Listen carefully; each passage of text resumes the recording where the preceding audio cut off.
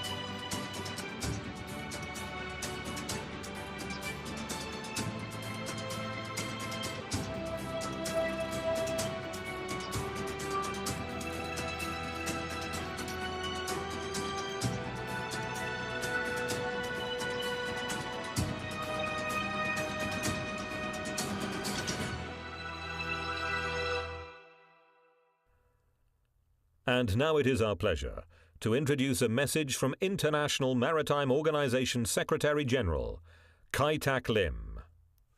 Excellencies, ladies and gentlemen, it is a pleasure for me to join you today for this influential industry gathering.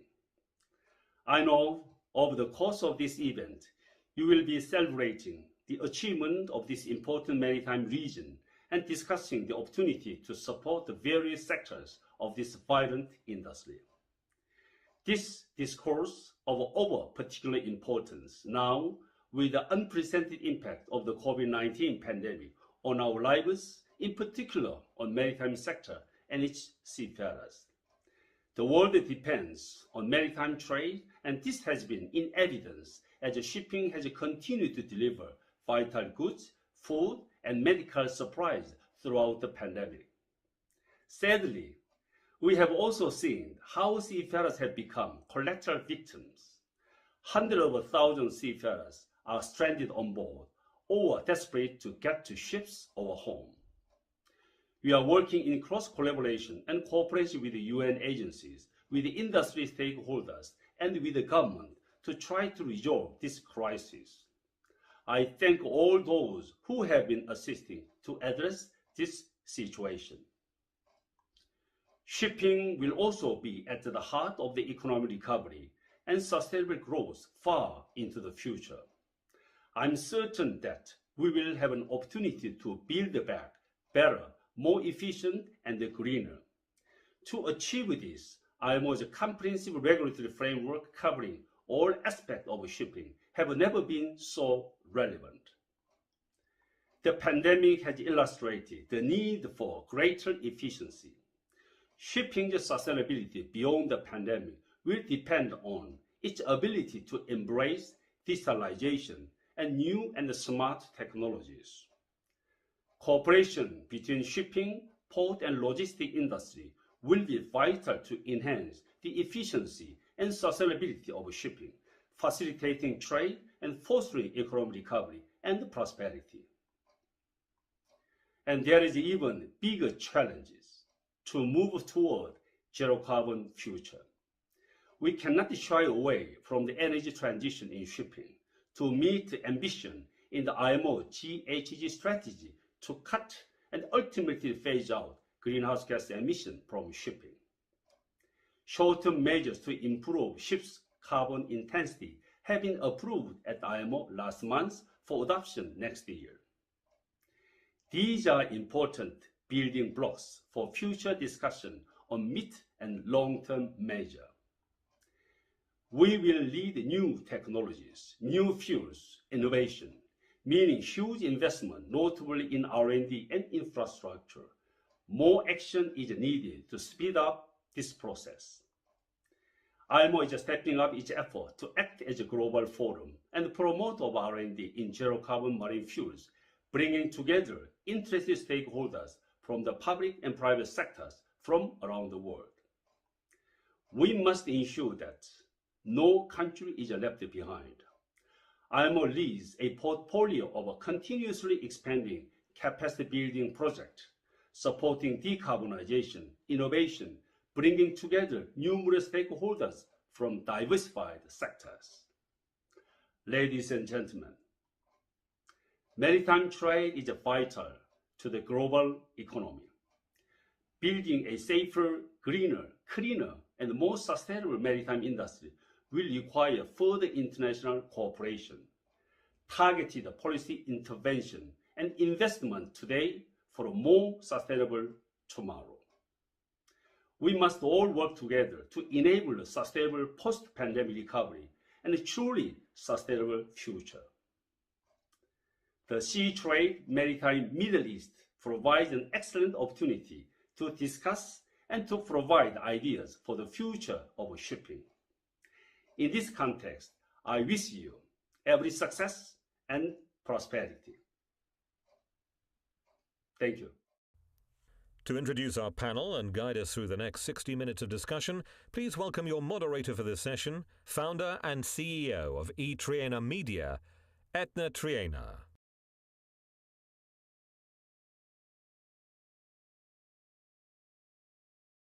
And hello, and a very warm welcome to all of you. Let me add my welcome, of course, to everybody here to the Seatrade Maritime Middle East, the road to recovery. We're all delighted that you've been able to join us, and so many people logged in already on this virtual conference. Thank you so much. It's great to see so much interest from all around the world, so a big thanks to all of you. We have an action-packed, information-led, content-rich few days ahead for you. And of course, just what we heard there from the Secretary General of the International Maritime Organization, Kai-Tak Lim, we will be looking at many of his points, of course, and developing them as we go through, and we have our first opening discussion of the morning. A big thanks, of course, to our main sponsor, DP World. Always, of course, happy to be here with you too. And of course, when we look at Seatrade Maritime Middle East, it's really the Middle East's largest maritime trade event and conference. And of course, in the coming days, we're going to welcome the region's largest gathering of ship owners and connect them with thousands of industry professionals from both the local and the international market. We really have a lot going on. But first, from DP World here in the UAE, I'm absolutely delighted to welcome a very familiar face, a gentleman who is a leader in maritime and logistics, here, of course, in the Middle East. So a very warm welcome now for the opening keynote address, the Chief Commercial Officer from DP World UAE. Please welcome Abdullah bin Damnitan. Go. Nice. Name caption. Here, of course, in the Middle East. So a very warm welcome now address the Chief Commercial Officer from DP World UAE. Please welcome Abdullah bin Damnitan.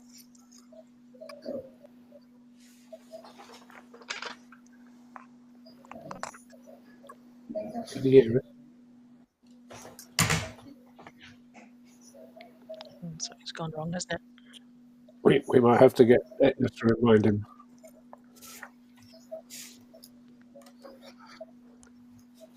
And again, we occasionally have a few little technical difficulties when we're on live all over the world. But I do want to really give a warm welcome to Abdullah. He's here with us, Abdullah bin Damnitan.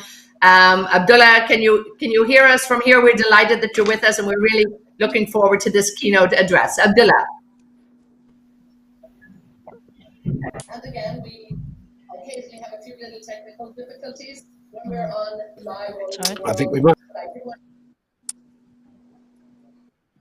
Right. You know, we're going to measure out those technical issues because I also have a great panel around. We definitely want to hear from Abdullah, and indeed we will hear from him very, very soon. But let's get started with our panel. We have so much to discuss when we really look at the road to recovery and we look at the year 2020. And when we look back, I think we have so much that has happened. But let me quickly introduce our panel to you. Her Excellency Engineer Hesna Al-Malak joins us. We're delighted that she's here. She's the Executive Director of Marine Transport for the Federal Transport Authority for Land and Maritime here in the UAE. So Engineer Hesna, great to have you with us. We're also delighted that we have the Director for P&T Commercial for DP World, the UAE region, Shahab Al-Jasmi is with us. Thank you for joining us, Shahab. From the International Maritime Organization, the head of Air Pollution and Energy Efficiency of Maritime Environment Division, Roel Hunders. Roel, great to have you here as well. Also, the president from BIMCO, who is also the CEO of Captain Uglu Shipping in Turkey as well. We're really, really delighted to have Dr. Sadan Captain Uglu. So lovely to see you, Dr. Sadan. And Esben Coulson also joins us. He is the chairman of the International Chamber of Shipping.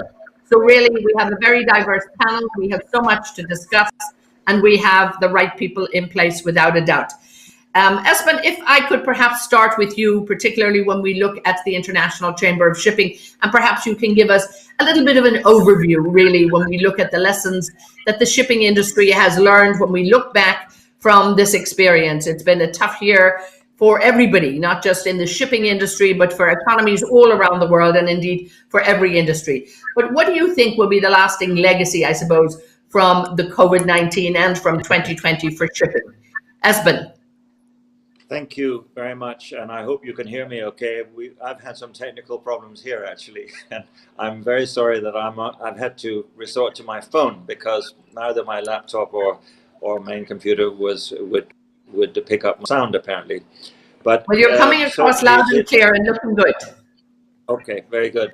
Certainly, this year has been like no other, I think, for whatever industry you're in, and certainly for shipping. I think the biggest single issue of this year has been what the pandemic has caused in terms of the difficulties in affecting crew change. You know, we have at any one time 1.2 million seafarers at sea, and at any one time 200,000 to 300,000 should be rotated under the normal ILO Maritime Labour Convention rules. In many cases, this has been proved impossible, and so we have had what I think is not an exaggeration to say is a crisis in this regard. And this crisis, I think, has caused not only ourselves, but our many fellow associations, including Sadan of BIMCO, who is here, one of the many we've worked very, very closely with to address this issue. And you may know that only very recently, this month actually, Indonesia introduced a resolution in the United Nations, which was fully adopted, strongly encouraging governments to help in this process, because seafarers are key workers, and key workers should be treated as such, but I'm afraid to say in many jurisdictions they are not. So we've had a major issue with this, and I very much fear, unless it is improved quite dramatically, there is going to be kinks in the supply chain. I think there's no doubt about that. We have fortunately not had it yet, due to the tenacity and courage and commitment of seafarers. But as we have tried to highlight, along with our other associations, time and time again, this is a major and a really important issue that must be dealt with. We developed these 12 protocols together with 15 other associations. We've introduced them to governments. IMO have accepted them, but there are still governments who simply do not want to get involved in this process and who makes it very, very difficult. The one positive, just to close on this part of it, the one positive is to say that we found through surveys that the duration, the in excess duration that seafarers are serving beyond contractual date is reducing quite dramatically, and that is, of course, a good thing, but it is not an end-all be-all solution. So that is the number one issue. We've dealt with the low sulfur fuel coming in January, I would say, extremely well. I mentioned the United Nations. We are having to embrace digitalization and new technology at a speed never seen before. But we're a resilient industry, and I have no doubt that we will handle whatever is thrown at us. Thank you. Thank you too, and indeed it is. It's a very uncertain time in all industries, I think. But at the same time, too, as you said, it's a very dynamic time when you look at the new adoption of digitalization and you look at what's happening around the world, and particularly in regions like this. But again, as you say, we really need to be addressing what's going on with the seafarers. Operational excellence can only continue when we have, all of our people on board, and we'll talk a little bit more about that too, because I know it is a concern for many people, of course, around the world. Engineer Hesse, if I might ask you, when we look at the Middle East at the moment, and indeed we look at it over the last few years, and really it's growing as a global hub in terms of importance in the shipping and the maritime sector, and it has a long history there, of course, but also an increasing important voice too when it comes to international maritime affairs. So when we look at the region, what would you say are the next steps, perhaps, when we look at the goals for this region to become a center of maritime excellence? Okay, thank you, Ethan. Actually, if let me talk first of all about UAE and what we plan to do, and then maybe how it will affect the region level. Actually, we work very closely with our private sector. We have a big belief that private sector is the engine for the work in the future.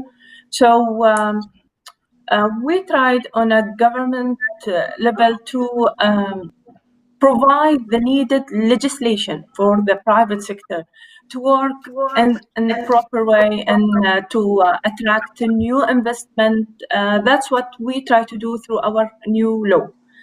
We now at UAE at the final stage of having a new maritime law. This law will tackle different important area. This law will redesign the maritime cluster here in UAE, and it will affect even the maritime cluster in the region, attracting more investment, and at the same time maybe will solidify the logistic chain somehow. So we work very closely with our partner stakeholder, private sector, try to assure that they're really satisfied with the coming legislation.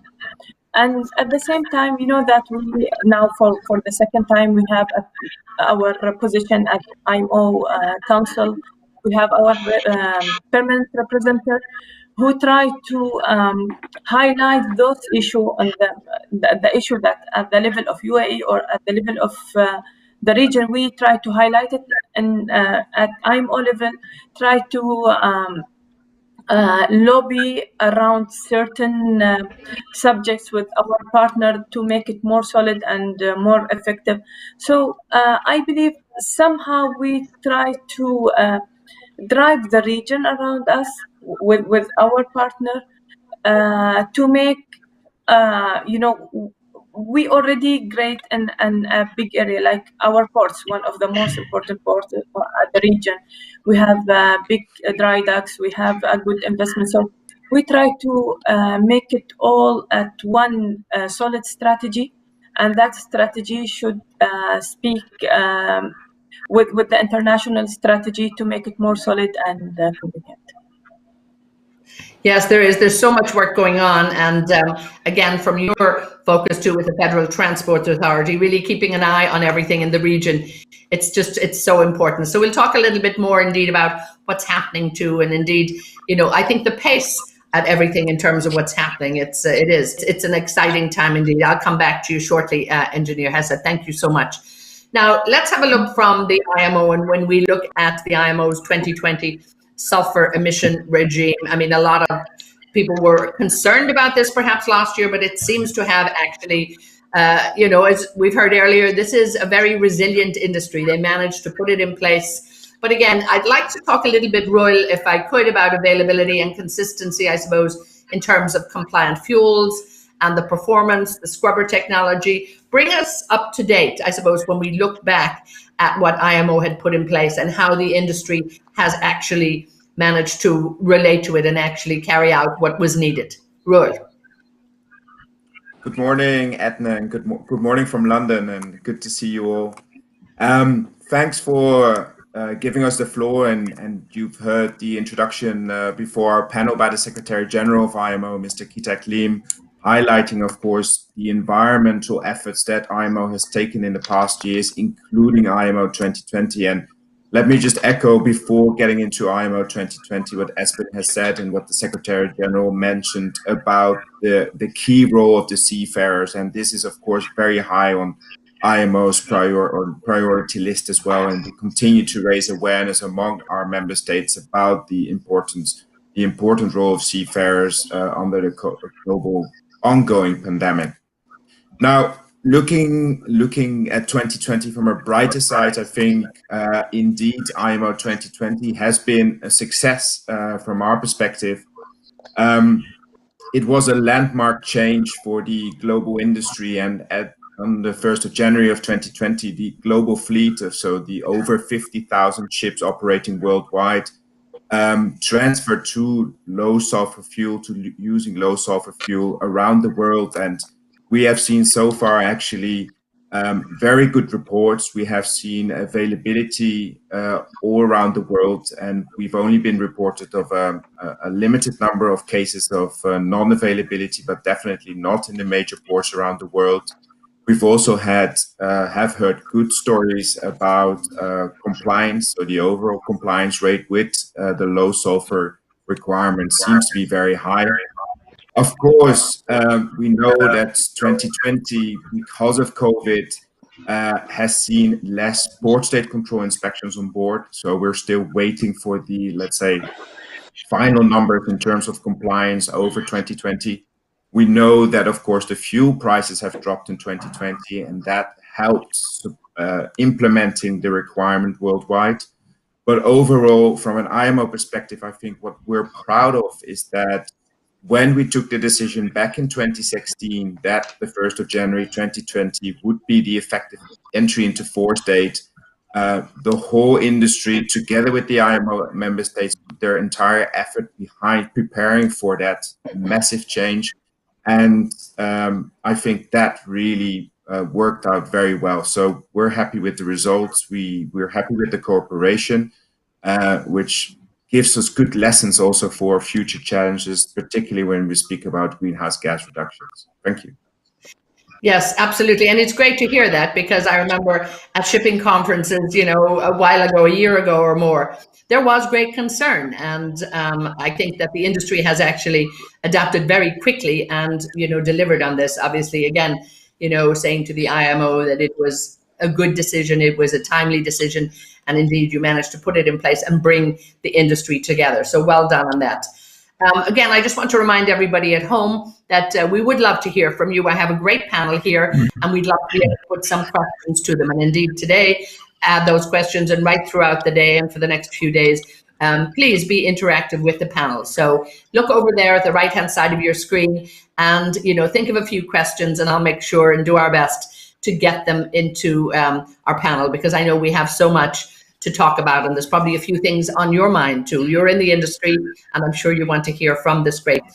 Now, if I might go to Shahab, and when we look DP World, and particularly here in this region, we look at, a showcase port here in terms of automation and digital adoption and all that. And really, when we look at digital adoption and digital technology right across the industry, that ship-port interface, how do you see the region responding? And indeed, what are the opportunities, perhaps, and maybe a few challenges when we look at that digital, upgrade, so to speak? Shahab.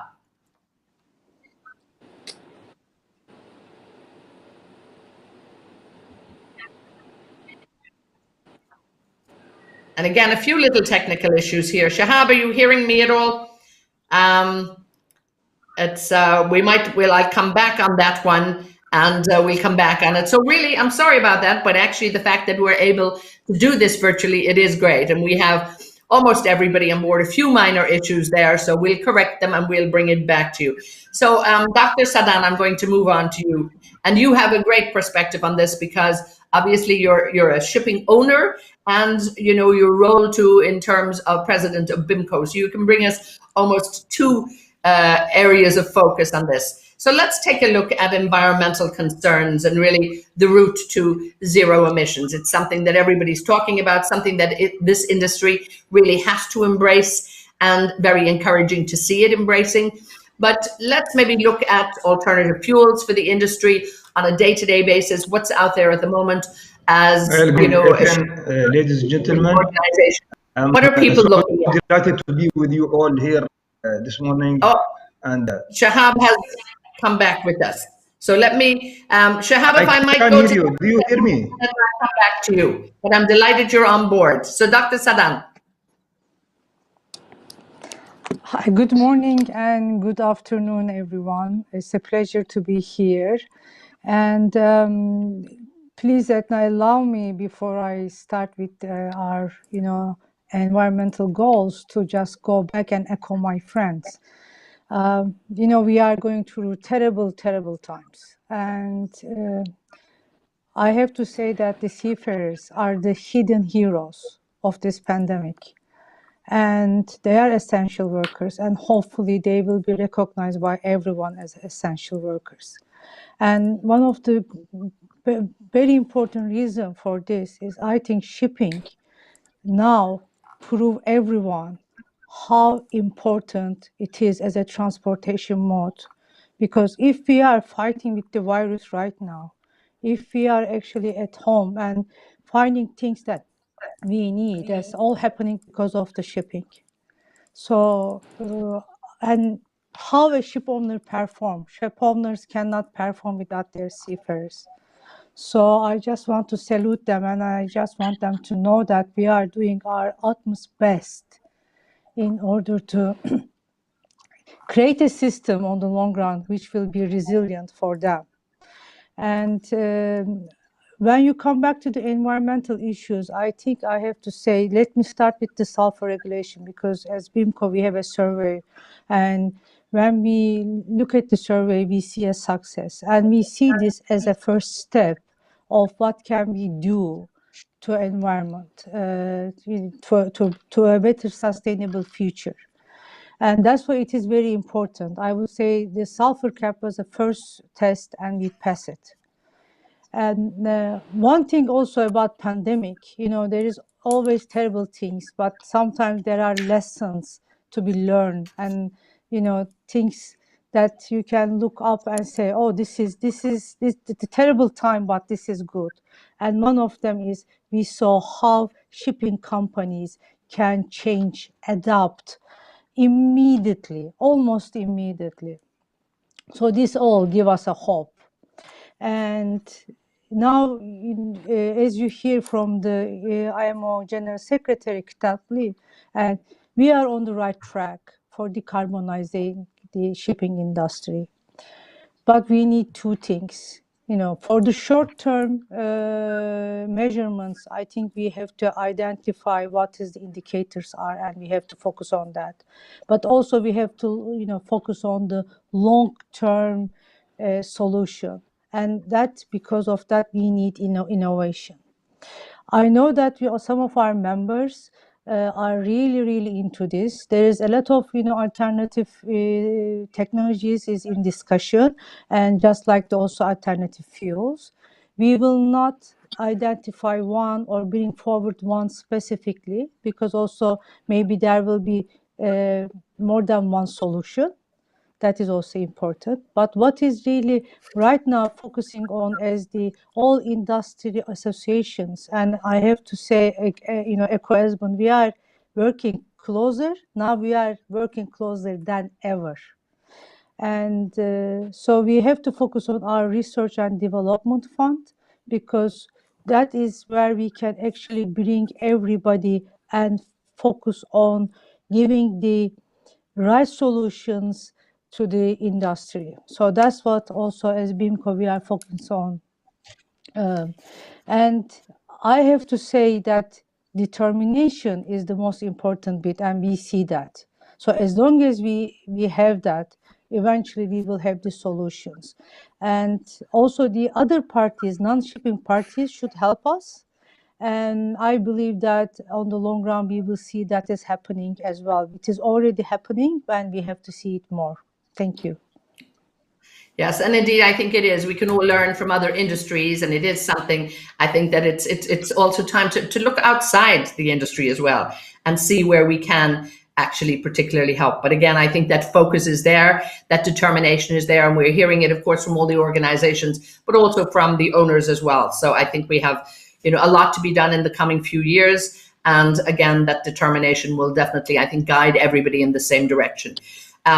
So Shahab, you're back with us. And again, sorry about those few little technical difficulties, but now we have sound and pictures. So we are great to have you here.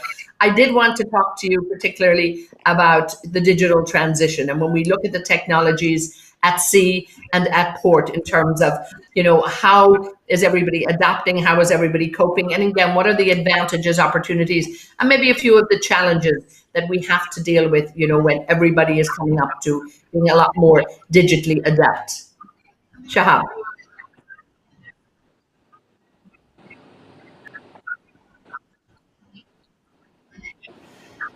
Shahab, now it's well, let's see. Thank you, Ethan, and apologize for the technical issues that I have. I'm really delighted to be with you all.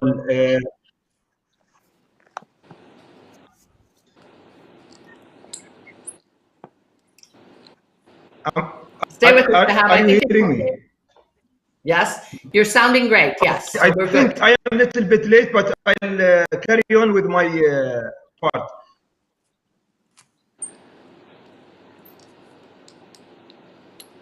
Shahab, you're good. Okay, so thank you. Thank you. It's really a pleasure being with you all here. What makes really this event very unique is the timing. We are meeting actually. We are meeting during a very critical timing where the pandemic is really getting resolved. Let me take you back, ladies and gentlemen. Beginning of the year when the pandemic has just started, panic that it has created for the supply chain and delivery of the cargo.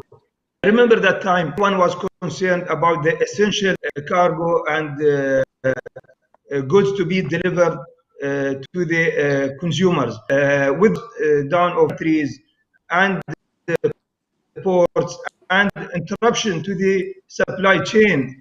It was very, very important to ensure that terminals are if we only have well-established automation systems, any type of operation that you have terminals.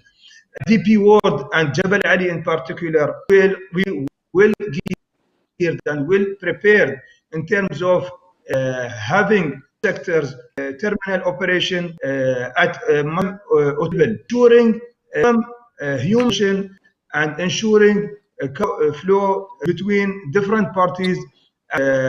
We have put a lot of effort in the last 20 years to have the system ready and in place to ensure minimum human intervention. As I said, DP World has really managed to secure and during this difficult time. Now,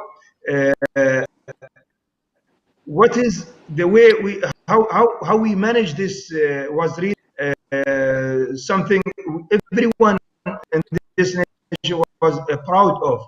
We have really the safety of our people at the first priority, and then DP World managing many of their patients from home. Very unique situation. The continuity of the business and the minimum interruption as our people are like totally and kept away from any risk of the 19. So with this, we have really ensured the continuity of the business, and the successful point that we have is not only the operation within terminal, and we are looking at our customer services and the continuity of cargo from the gates highly influence of the way we operate. We have introduced new systems of managing cargo, even for our customers. For example, we have a new concept of DO, delivery order. Basically, the shipping lines would have stopped receiving traders at their counters for issuing their delivery order. That was a very exceptional, unique way of providing the services for the first time globally. We were to introduce this type of services to their Chinese without having receipt counters, and everything was like automated. The continuity of this was really important. And on the other side, the way we managed the container move was really fully automated with the help of authorities. The Federal Transportation Authority really has helped us big time in terms of managing all type of rules and regulation, easing the policies to make sure that cargo move is a priority for the nation. In terms of terminals, during 2020, we have inaugurated one of our most Terminal 4, which is totally electronically from, I mean, we call it a ghost terminal. You will have people managing cranes and containers at this terminal. Everything is managed far from different control rooms, and we will continue to have this type of operation to ensure the best of services to all of our customers. Thank you, Shahab. And I want to bring Engineer Hessa in on this, if I may, too, from the point of view of the Federal Transport Authority. I mean, looking at, digitalization, looking at automation, and again, making sure that efficiency is in place and that operational excellency is always in place here particularly for the shipping. Talk to us a little bit about a lot of the work and the work you've been doing with DP World too, as well, to make sure that people are managing, I think, the upgrade in digitalization, I suppose, if anything else, because it definitely, automation has been there and we've certainly been heading in that direction. And I think we now have to continue and probably speed it up. What do you think? Yeah, actually, Ethan, as I mentioned before, that we really work very closely with our partner and our private sector. Here in UAE, we have a big belief on innovation and using the new technology. That's why we have a Ministry of Artificial Intelligence, and we have another Ministry for Innovation. So that's why we really push our partner to go toward the new technology and adopting new systems. But at the maritime sector, you cannot adopt something inside your water. It should be adopted internationally to make it easier for everybody. It's an international business. That's why through our permanent representative over there, we try to highlight a lot of issues. There's a number of paper was submitted by our permanent representative pushing toward this type of business. That there's a lot of legislation should be modified through the Maritime Safety Committee and the Legal Committee over there to allow the industry using the new technology.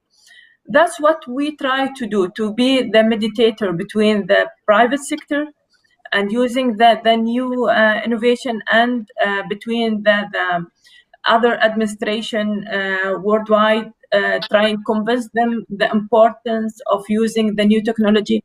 If we go back to COVID-19 and what happened, how the seafarer are really suffering. If you have an alternative, systems, you have a fully automated ship, maybe this somehow will affect the business. It will relieve some of the problem somehow.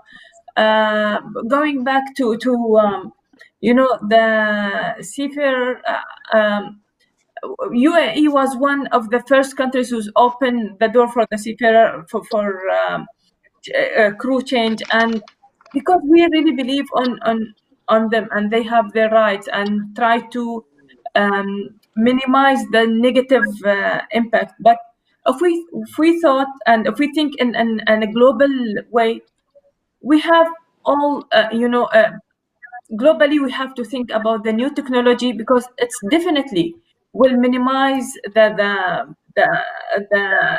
pressure on the seafarer, and it will give us more efficient work on the ports and everywhere.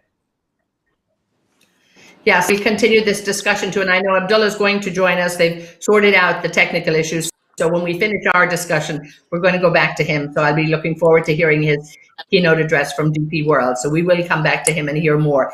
Espen, if I can continue with you perhaps, and I suppose a little bit on just what Engineer Hesse has been talking about too, in terms of the new technology, making sure that everybody is up to speed, making sure the education, the training will be there, and looking at the manpower. But also I want to maybe combine this with a comment from Canon Andy Bowerman from the Mission to Seafarers. And obviously this is something we're getting a lot of comment on, so people very happy that so much is being done. But Canon Andy is wondering that new legislation, is it in place? Can we perhaps see a copy? And maybe offline you guys can talk separately about this too, but maybe you might address that. And also, I think just in terms of the human capital and what is the industry doing in terms of, also upgrading everybody when we look at, a new world in shipping out there.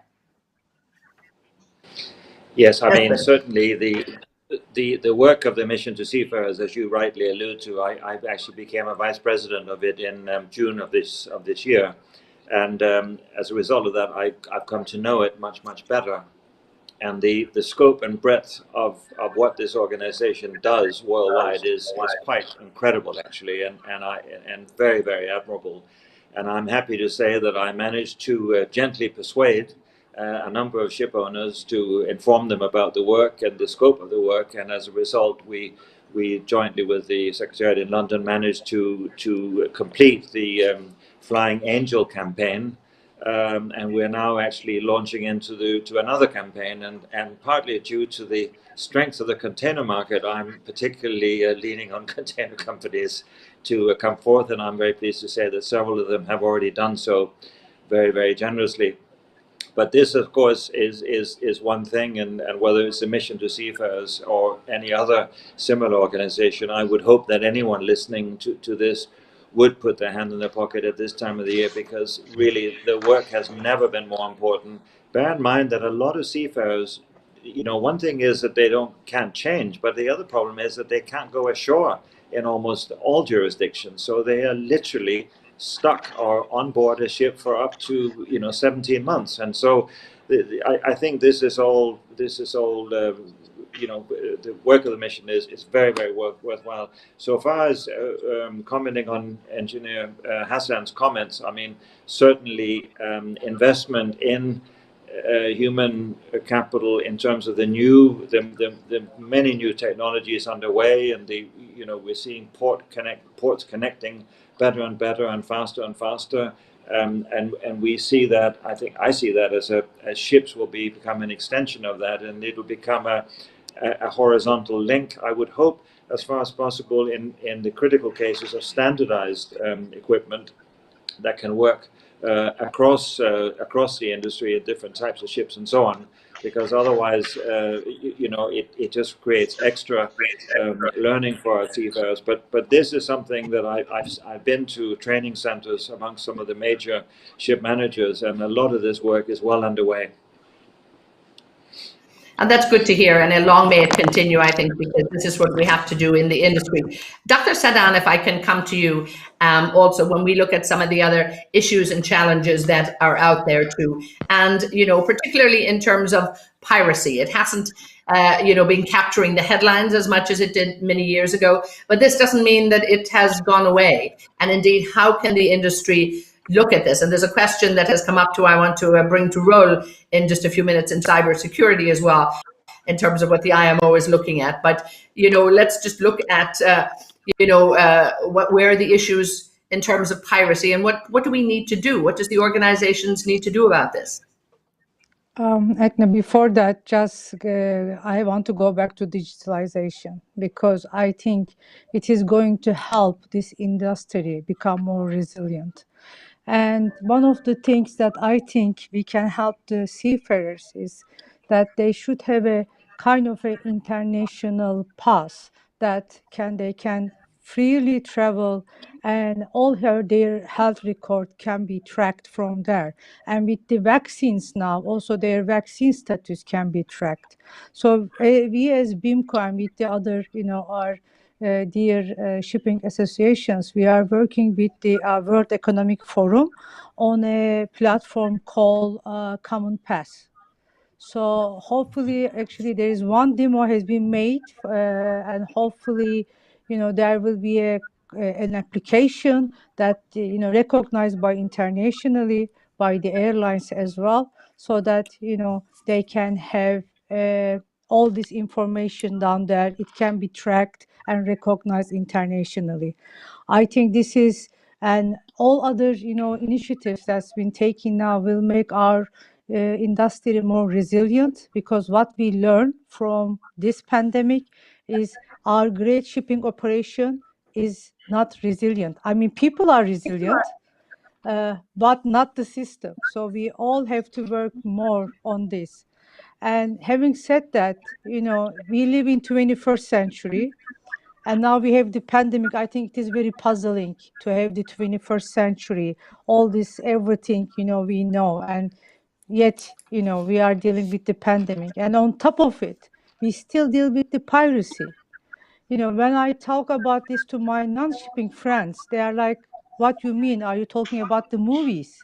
The romantic movies about the pirates. And I said, there is nothing romantic about this. And especially when you look at the Gulf of Guinea and particularly Nigeria, we still see the attacks. And, the Nigerian government has all the, initiatives and all the means are in place. Now, I think we need to see more action. And, despite of the pandemic, you will think that things are stopping. But let me read the numbers. The 2020, there has been attacks, 74 attacks.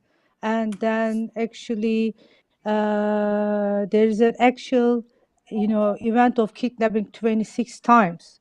This is commercial shipping, and we have to protect the seafarers and the operation at any cost. So we will, continue to advocate on this, and we are asking everyone to support us and support the Nigerian government, so they can, focus on more. They are already focused, but I think there is more we must do and they must do. Thank you. Yes, and indeed, when you think about it too, technology and better connectivity and everybody staying more alert, all of this will actually hopefully help in the long run as well. If I might go to Roel, that question that from Yating Chang, and he had a few questions actually, and one we'll talk to DP World about automation and all of that, but I'm sure Abdullah will address that. But at the moment, this one on cybersecurity, when in terms of what the IMO is looking at, and looking at legislation in that sense as well. Roel?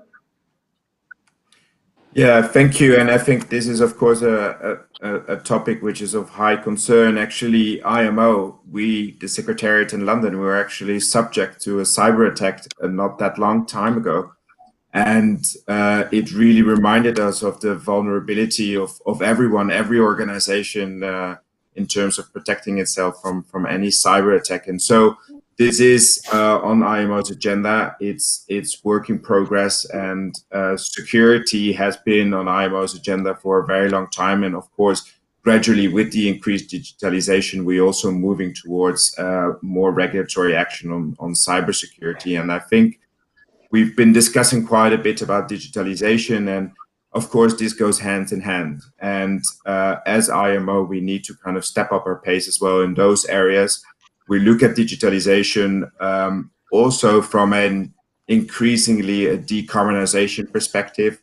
So how can digitalization help us in reducing congestion in ports, in enhancing port operations to make the whole process more energy efficient. We're working with industry quite closely under our Global Industry Alliance. And in that context, we've worked on new concepts such as the just-in-time arrival that actually is really focused on reducing waiting times in ports and just speeding up the operation and in that way reducing emission in port areas. We 2 weeks ago in the Marine Environment Protection Committee of IMO, we agreed on a resolution that particularly focuses on cooperation between all the different sectors at the national level. And again, maybe from an IMO perspective, it's weird that we focus on such national cooperation, but we just see that for all the main topics, be it digitalization, be it decarbonization, cooperation between the shipping industry and the port industry is crucial. And so I think this forum again highlights that importance, and by means of this resolution that we adopted 2 weeks ago, we emphasized the importance of cooperation at national level to improve international industry like shipping. And we'll be talking a lot more in terms of IMO regulations and some of those newer ones. We're going to talk a lot about that tomorrow, I know, in our panel too. So you're being kept very, very busy and will be for several years to come, as always, of course. If I might come back to you, Shahab, and that question that was in there, if we can, in terms of a digitalization, I suppose, timeline, what Yating Chan is looking for, but also, I think when we look at what's happening port side as well in terms of just in time. Talk to us just a little bit about how digitalization too, I suppose, is making that a lot simpler, perhaps. Sure. Ethan, once again, you see the industry of maritime, as you all know, it was a little behind when it comes to automation.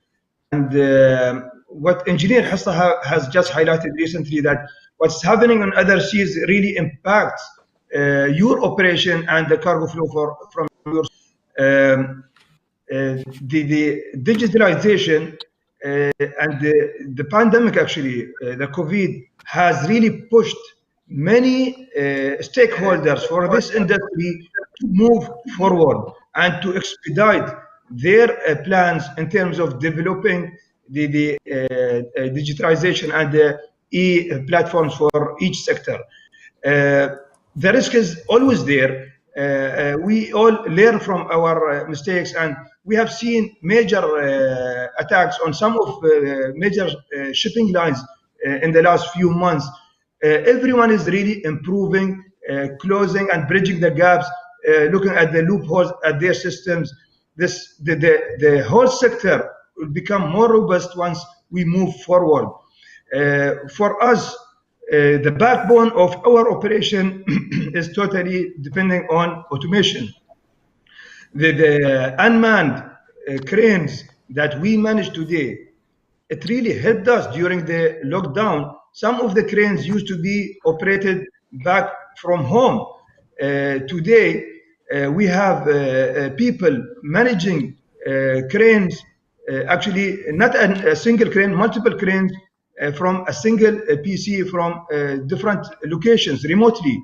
It really helps to avoid accidents, minimize the risk of any type of human intervention. And then when it moves further for customers monitoring and visioning where their container is, this type of automation helps them to better locate their cargo and find out what is the next for them in terms of billing, invoicing, clearing, authorities, transactions. All of this type of ease managing of cargo helps to foster and speed up cargo delivery to customers. Honestly, I see a fantastic future moving forward. I think we have gone through this much earlier. A couple of years ago, we were really pushing our customers, other stakeholders to jump on this boat and follow us in terms of adding more of automation elements to the cargo move and supply chain. Today, we see not only in Dubai and UAE, but also other regions who are well connected with the UAE are following the same manner and also moving majority of operation towards automation. Shipping lines, freight forwarders, terminal operators, all of them are like really seeing the benefit. I believe that 2020 was a year of a major change for the maritime industry, which really helped everyone to cross the tough time. But the benefit of this, we will always see for the years to come.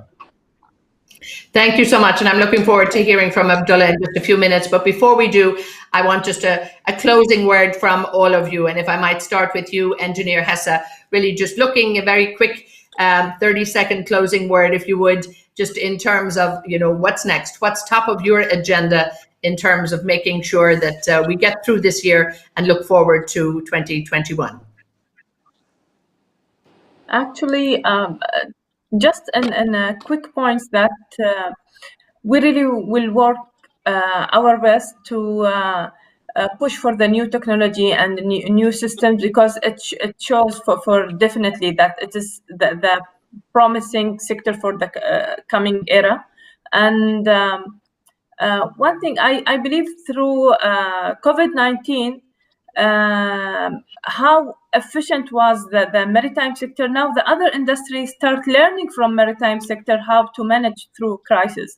So because you mentioned something that we have to learn from other industry, nowadays I believe other industry should learn from the maritime sector how they go over the crisis through the COVID-19. And I won't give promises, but it's really the way nowadays that we all push for a new technology, digitalization, using in the new era is coming, and we should all be ready for it, even through what Dr. Sadan mentioned about the cybersecurity and other issues. For definitely will be taken and considered. And Indeed, all the best for everybody. Dr. Sadan, just a quick word from you also in terms of, the innovation that this industry can actually deliver. I think it can deliver. We have to focus on how to make our great industry more resilient, and by not missing to focus on our real target, which is the decarbonizing the shipping industry. And with the determination and the researches, I think we can do this. Thank you. Thank you so much. Roel, when we look at the work that you're doing, is not looking to 2023, looking at the new regulations from the last meeting too. It's going to be a busy time for you in the coming year. Roel. Yeah, thank you, Edna. And I just want to highlight, I think we started this panel by talking about IMO 2020, the sulfur cap, and we have seen that by a good cooperation between member states, between the industry, the shipping industry, the fuel, the bunker industry, IMO 2020 has become a success. I think we need to build upon that and look, as Sadan was saying, we have to look at decarbonization, and we need to make sure that alternative fuels, low carbon fuels, will be available, will be affordable in ports around the world. And I think, the Middle East is a perfect region to make that happen. So I'm looking forward to continue working with the representatives in IMO on making that transition to decarbonization and availability of low carbon fuel. And a big focus, I know, in the Middle East too. We hear so much about it, and indeed we'll probably hear more about it from Abdullah in a minute. Before we go, Esben, just a closing word from yourself in terms of the International Chamber of Shipping. The year ahead are you optimistic? I'm very optimistic. You have to be optimistic to be in this business, and I'm a born optimist, and I always have been. Next year will be my 50th year in this industry, and I still have a few to go, I hope. But I wanted to very quickly say, allow the power of the industry to solve the long-term problem, which is the CO2 issue, the climate issue. If you look at what the vaccines, who developed the vaccines, it was private industry. It was not governments. No disrespect to governments, but they need to support our R&D fund for the 5 billion that we propose in IMO, and for it to be a catalyst. One of many, I'm not saying this one will solve it, but one of many, the catalyst for others to join in, to collaborate, and to solve this problem through the power of good old private industry. Thank you. And thank you so much. And indeed, thank you all so much. Thank you all for your great insight. You know, you have the experience day to day, and we're looking here at the maritime sector in the Middle East. And, you know, great to get all of the updates from the FTA and, of course, from DP World as well. And we'll hear a bit more from DP World in a minute. But just before we go to talk with Abdullah, he's back. The technology is working well. I really want to thank everybody for joining us. Your Excellency, Engineer Hessa, thank you so much. Shahab, thanks for being with us. Roel, Dr. Sadan, and Espen, thank you all so much for your great insight and sharing with us, you know, for this opening panel on, you know, this great event, a very timely event, a very essential event. So it's been great to have all of you with us. And thank you to all of our audience for the quest. Of course, we look forward to engaging with you all throughout the entire event. And to our audience, stay with us. Because now we are going to be able to go over to DP World and have a chat with a very familiar face, a gentleman, as I said, a leader in maritime and logistic landscape here in the Middle East. He is the Chief Commercial Officer from DP World. So I'm delighted to welcome back here in full vision and sound, Abdullah Bil Damani joins me now. So Abdullah, please, Damitan. Abdullah Damitan, thank you so much for being with us. Good morning, Ethan. Can you hear me? Loud and clear, so it's great to have you with us. Very good. Your Excellency, ladies and gentlemen, on behalf of DP World Region, I welcome you to today's session, very exciting session, The Road to Recovery. And I would like also to thank Seatrade Maritime Middle East for organizing this session, as there can be no better time than now to address this. Listening to the esteemed panel has shed more important light on the concern that we have today. It was very informative and productive at the same time. So thank you very much for these time that you shared today. The entire world has experienced one of the most dramatic slowdown in economic activity in record history, as we all know. This is a huge shock to the economy system and global trade, and the current crisis has triggered a chain reaction across various sectors of businesses. The shipping and logistics industry was not immune, and it is in fact that we had taken a huge hit. The pandemic is a huge challenge for all of us, but it is also a chance for a new beginning.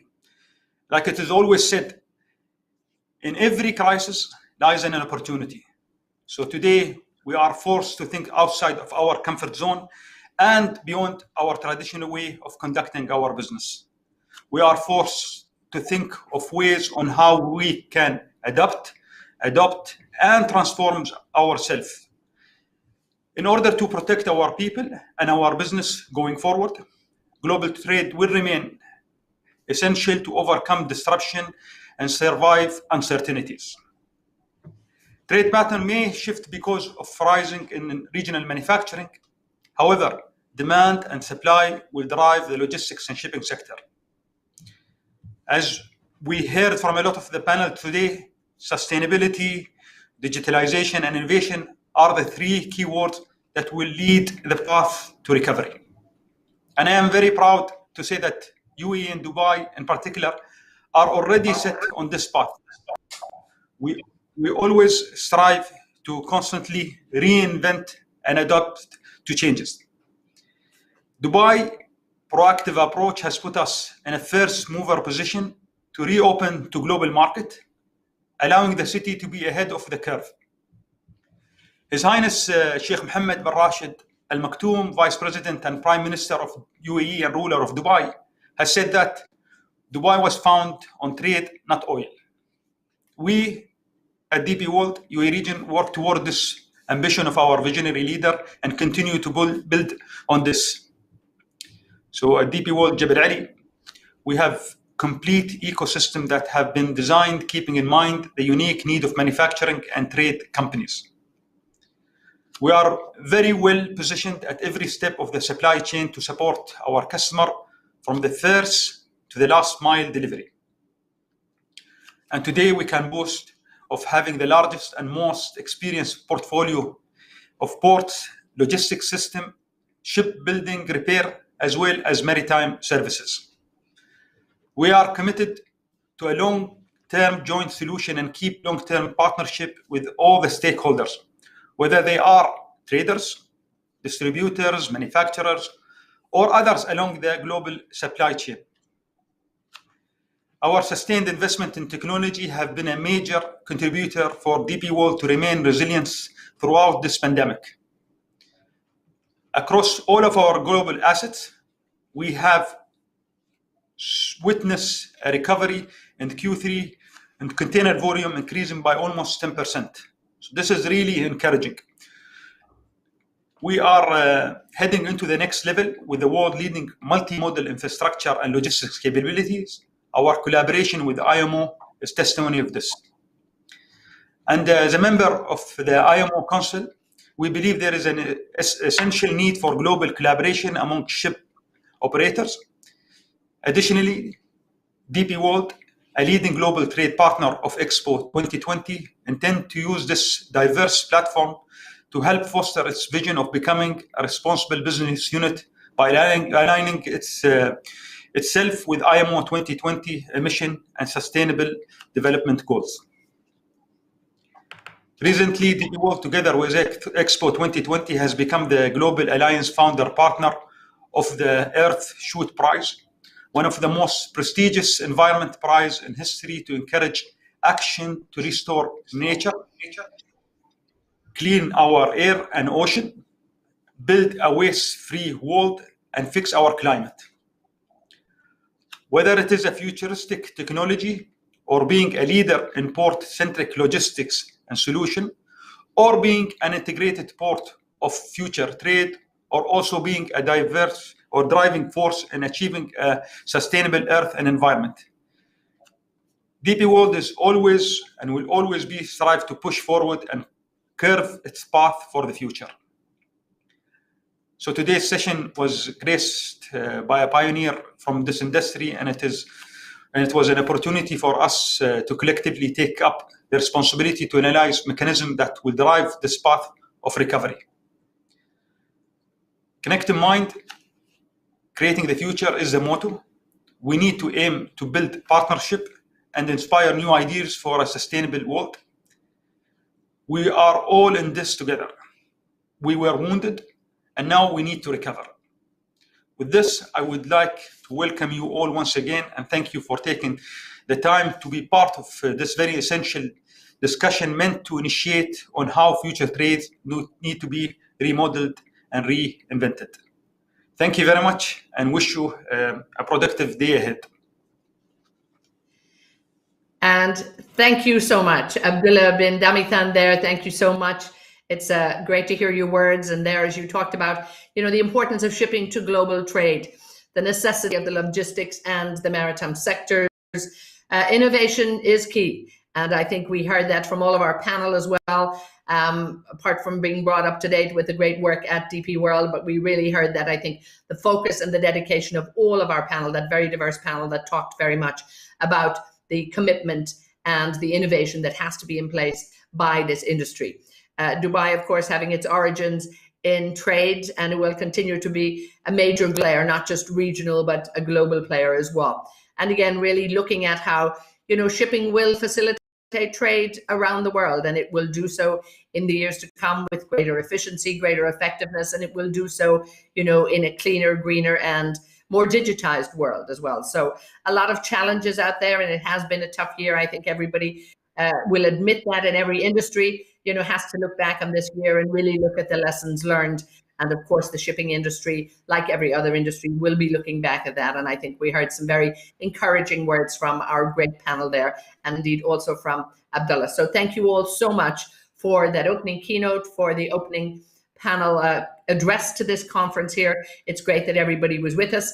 A few technical issues, but minor when we think about bringing people from around the world to make sure that we bring you up to date with what's happening with regards to the maritime sector and the shipping sector here in the Middle East region, particularly, and its impact on the global economy. So it's great to have everybody on board. We have a really great few days in place, content-rich, information-led, so many great experts coming to share their knowledge with you and to really discuss what's been happening in this industry.